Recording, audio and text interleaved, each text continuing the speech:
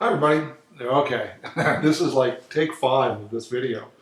Um, let's see. The reason I didn't put one up earlier, usually I try to do them Sunday because I like you to have a fresh video as opposed to one I recorded for a prior class. And I was going to do Sunday, but I got bit by a spider of all things on late last week, and I looked like a rather unsuccessful MMA fighter for a week or so, and that was so my face was all mashed up on the one side and all swollen. I didn't want to scare any children that might walk into the room while you were watching the recording, so I waited until Tuesday to get this together. Hopefully, this is the last one or last version of this because I've had nothing but interruptions since I started doing this. Hopefully, I won't have any more. So here we are in week 12. Last week we talked about policing the police, internal affairs investigations and such. Um, Here's what I want you to take out of that for sure. The first are the different commissions that we talked about in the PowerPoint. Make sure you know them. It's really important because as you've seen in the past with the history, things occur and policing changes. So what the commissions were oversight by various agencies to try and get to study a problem and understand ways to correct it. They're political, and policing is a very political animal. Imagine in the past where you've seen or heard where we can't arrest that person because he's so and so and he knows the mayor or some fool thing, and people always would do that. You obviously don't know who I am. Yes, you're absolutely right, sir. I don't know who you are, but you must understand that your importance is only superseded by my authority. Please turn around, put your hands behind your back. But very political business, and you have to be aware of that when you look at the different commissions, investigative commissions that talked about the different problems in policing that were historical at the time.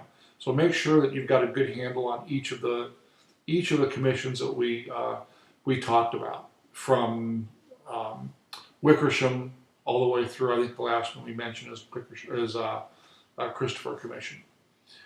Now, when it comes to who really prevents misconduct in the police department, is the field training program and first line supervisors. Without those, you have the potential to have some really serious issues if those two components are not working to the optimum and aren't following up, watching the people, the trust and verify. You give a set of directives, you try to instill mannerisms and ethics, and sometimes it doesn't work. And so you've got to be there and be able to correct behavior that's not consistent with what you're trying to get across.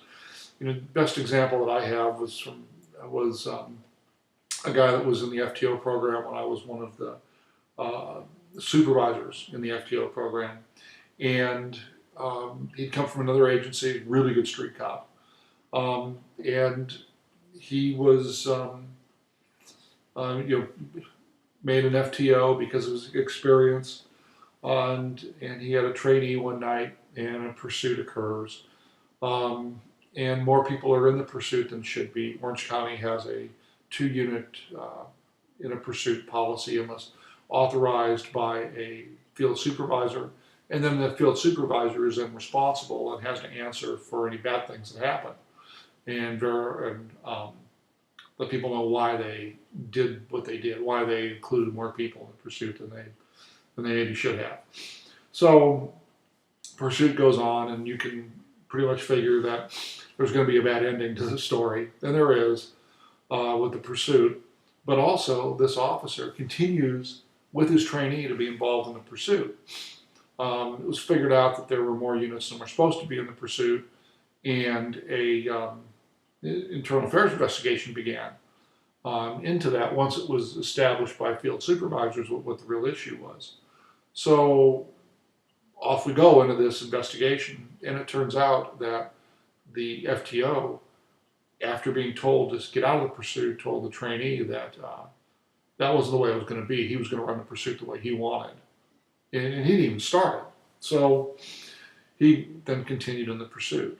Well, to illustrate the point, that officer, the trainee, works for the department for a couple of years and then laterals to another department. Once there, gets into a pursuit and says it's a burglary suspect. Officers are rushing to help him out, and the bad guy crashes, gets hurt. I think the officer crashes too. An internal affairs investigation starts, and what happens is that they decide that, or they determine that, or what he says in his interview is that he was told that's how he was supposed to do pursuits by his FTO, that if you got in a pursuit and you thought they were going to cancel it, you made up a reason where they wouldn't cancel it. So that's where you can see that. First line supervisors, first thing they got to do is good ethics with your people. You know, when your people get frustrated or they start to develop bad habits, you got to recognize that and then correct them. And as a supervisor, make sure that you've got management support. That you're, you know, if it goes sideways when you're dealing with an employee, that you'll be backed and not end up, not end up on the short end of that stick. And any supervisor that's been around for a while will have had that happen to them. So the supervisor next has to take complaints. Somebody comes to the front counter and wants to complain about an officer's attitude in a traffic stop. Take the complaint. You know, give them a form. All departments have this form, and have them fill it out.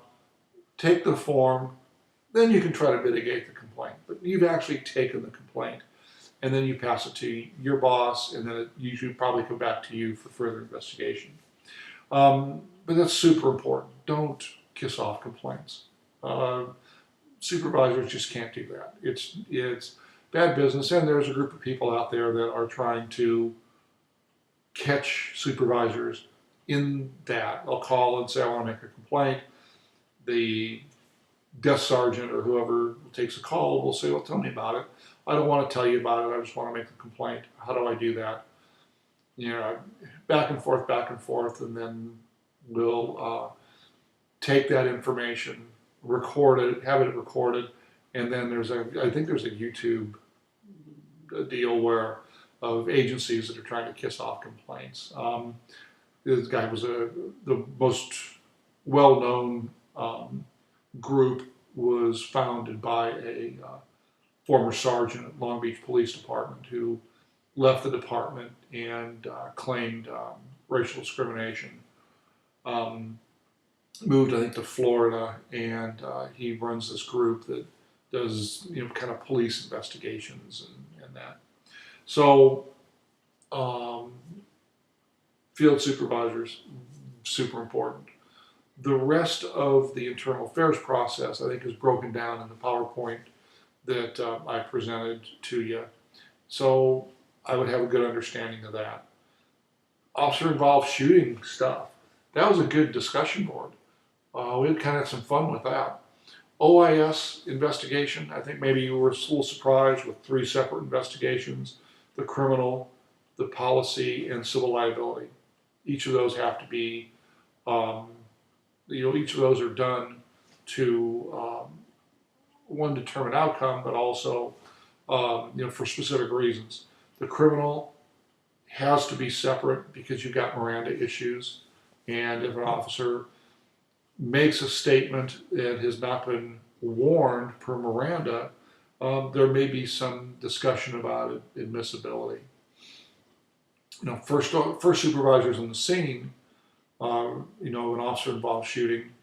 The last one that I was at, where I was the handling supervisor, was the very first thing a supervisor's got to do is ask the guy if he's okay. Make sure your officer is all right. hasn't been injured, didn't get shot, didn't fall down, didn't twist an ankle, didn't that whatever happened, he's fine. And if he or she's not fine, then medical attention needs to be called immediately. It may be more medical attention, and you don't want to divert the one that's dealing with the shot guy, with that. But you never know. The last one I dealt with had a suspect that was shot who fled and was captured about half a mile away, and then a civilian was hit. And so we had two victims, two different scenes, half a mile apart, and we had some trouble communicating with fire to get us enough medical people there. So find out what happened, and then you've got certain questions that the officer is required to answer. How, if he or she knows how many shots, the direction the shots were taken, did the suspect shoot, the direction the suspect shot from, any outstanding people, any outstanding suspects, and those are the basic facts that on-scene supervisors need to get immediately from an officer. Notice, no questions about did you see a firearm, how you felt that your life was in jeopardy, other people. It's stuff that you need to know now so that you can find other potential victims, and locate firearms and such. So I hope you enjoyed the discussion board. I thought it was pretty good. Had a lot of good stuff on it. Excuse me. So let's talk about this week's multicultural communities. Talk about a hot button topic right now. Lots of people very interested in it. The first thing that we should talk about, I think, is the the key issues. The police have a tendency, have the ability of finding themselves in the middle of these issues, whether or not there is an underlying racial problem. The cops always seem to have that, have to deal with that particular issue when you have the police and then a person who's contacted or suspect of a different racial character than are non-white, because police are basically believed or seen to be white in almost no matter what their race is, individual officers.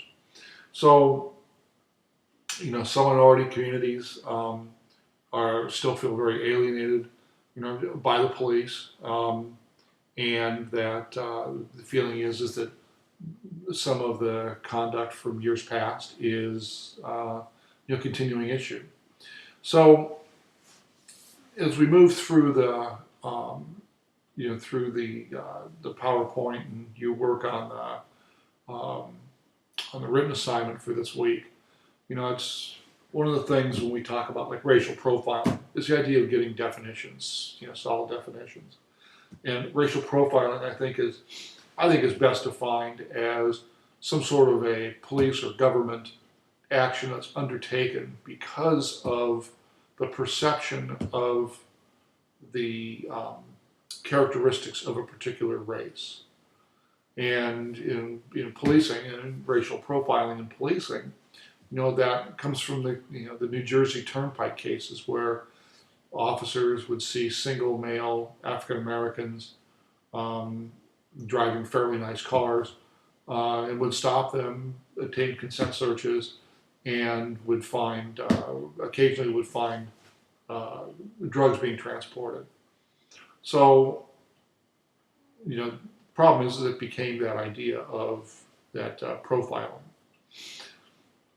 The next concept that causes issues are these aggressive police patrols in minority communities, and that's a delicate balance, because you have part of the community that's alienated because they're being stopped, and they're young, that wheelhouse of crime, that's 16 to 25.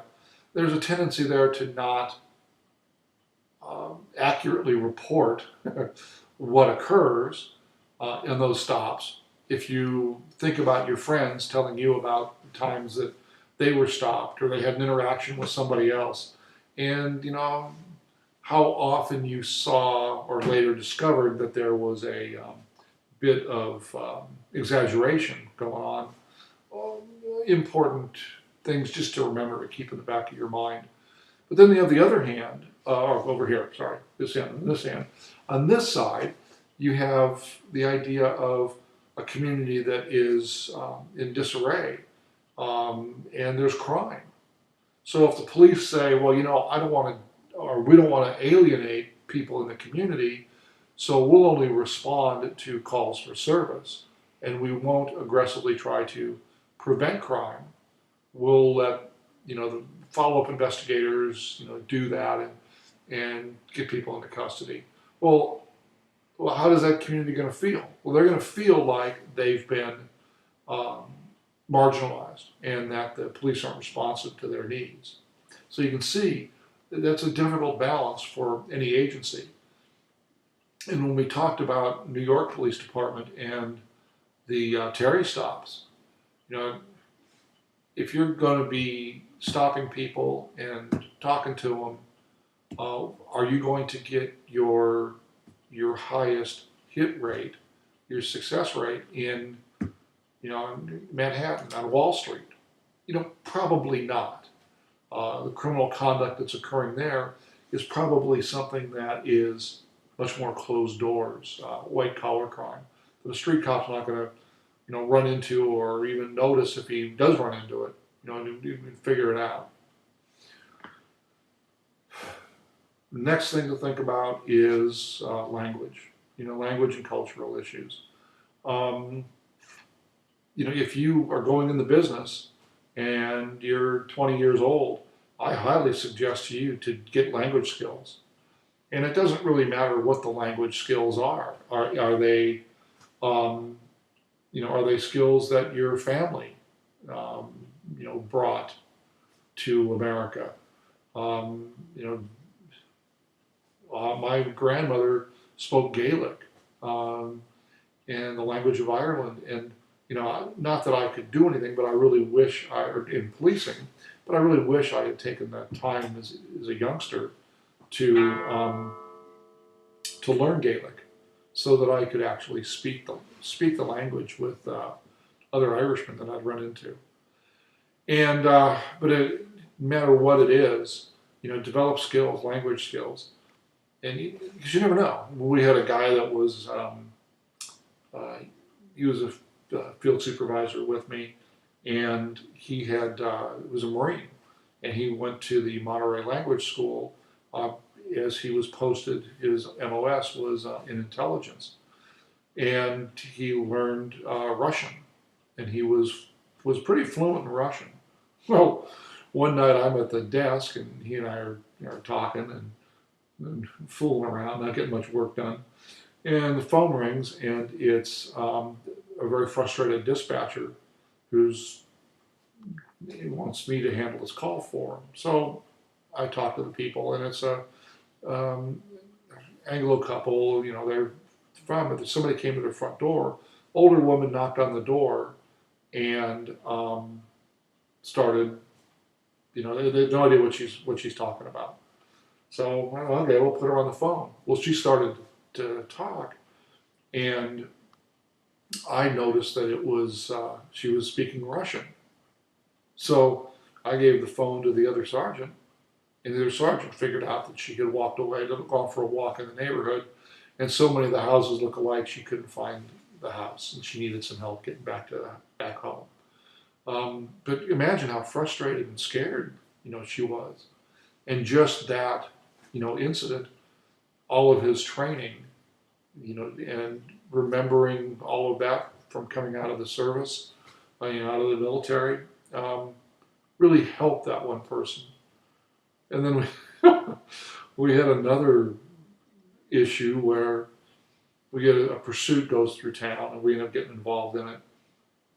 and it's a kind of a more of a failure to yield. Still, in that 65, 70 range on the freeway. End up getting off at Fairview, and this same sergeant goes to follow up to the end of the pursuit. And by now, the driver, a woman, is standing outside the car. She's got her hands up. Everybody's pointing guns at her, and the lights, and all this stuff.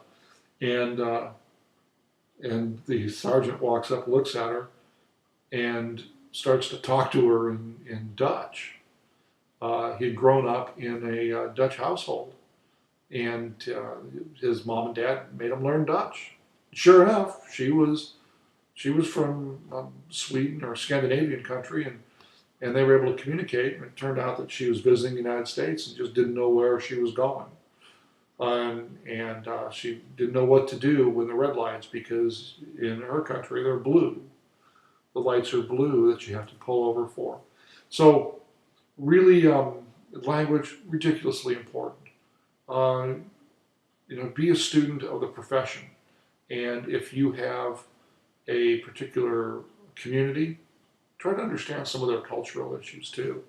One, it's really helpful because it makes communication and getting along, much easier. And when you have to do certain things, you have a better idea of the cultural impact, making it much easier.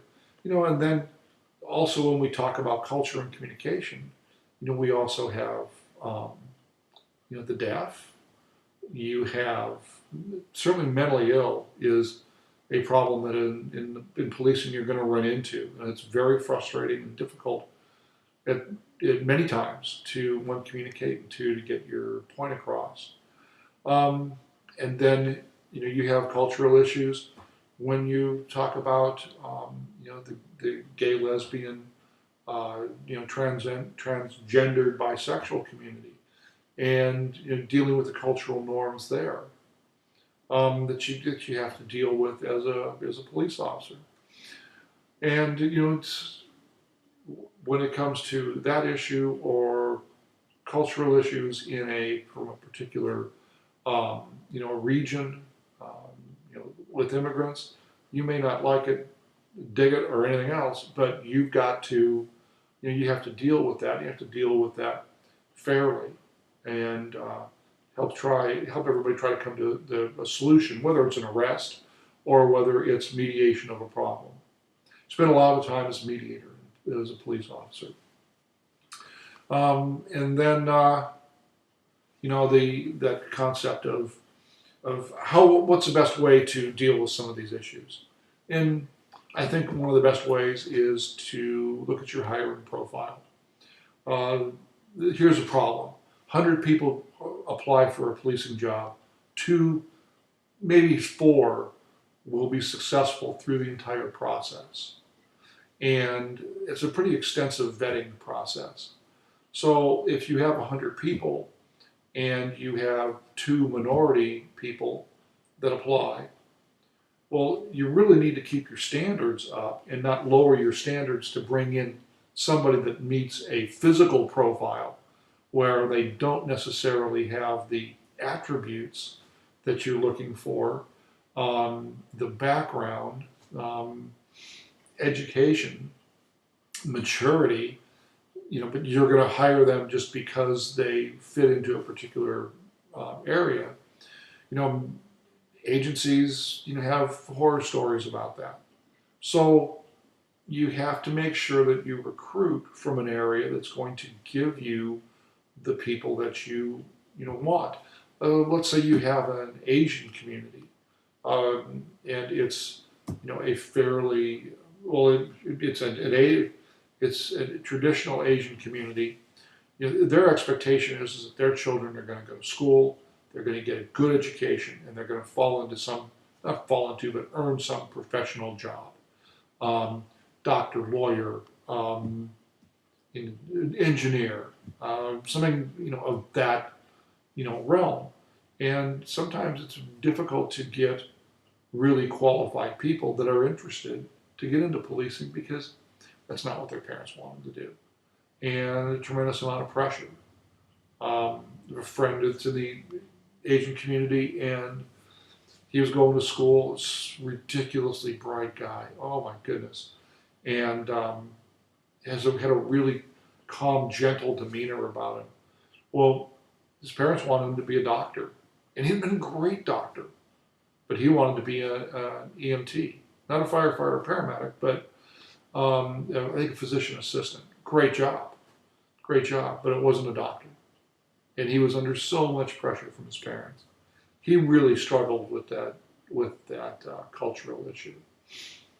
So those are thoughts on the multicultural policing and trying to build a better police department. As if you're going into law enforcement or anything for that matter, make sure that you take the time to learn about your community and the people that you're dealing with. And that's your community, no matter what your business. So that you have a better understanding of what they bring to the table, and then you have the ability to interact in a respectful and in a good manner. So, with all of that, hope you enjoy the week, and we'll see everybody.